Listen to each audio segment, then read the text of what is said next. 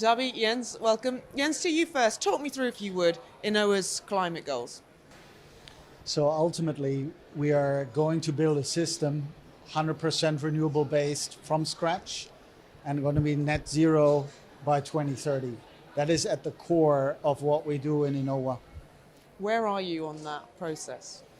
So yeah, that's great.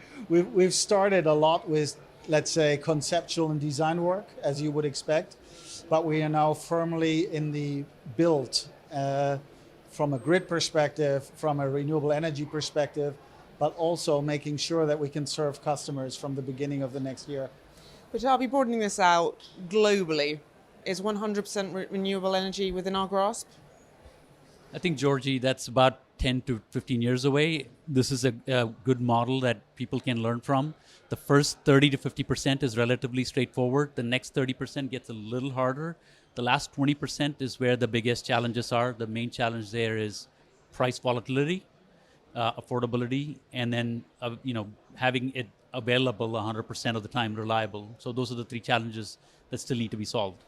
Jens, what do you foresee as the biggest challenge that you will face in getting to 100% renewable? What are some of the big challenges you've already faced? Well, I would say it's the finding the blend in NEOM between thinking big and actually achieving something in the here and now. So whilst we have a clear strategy to hit our 2030 targets, it's also about making sure that we keep the lights on in the here and now and serve our first customers and first project across the region. So finding the right balance for that is probably quite tricky. And I guess on a more personal level, I would say, on reflection, if you think and come to NEOM by saying, I just bring in my experience and that's going to be good enough, that's probably not going to work, because a number of us, I guess, have made their experiences in legacy systems, which is really exactly not what will help you to be able to safely create a 100% renewable system from scratch. So unlearning has been a material challenge for all of us in this. Well, Darby, I was going to ask you, what advice would you have for leaders on their journey, unlearning what you've learned, coming in with a fresh mindset? What else is in there?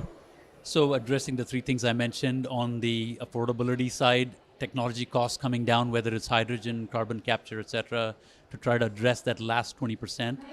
Market design to make sure that the volatility is not as high as it will be if there's not enough availability, and then making sure that the reliability is there. So those three pieces, entirely possible to do, and this is what we are working on with clients like Innova, but also more broadly. For Darby, Jens, thank you so much. Thank you very much.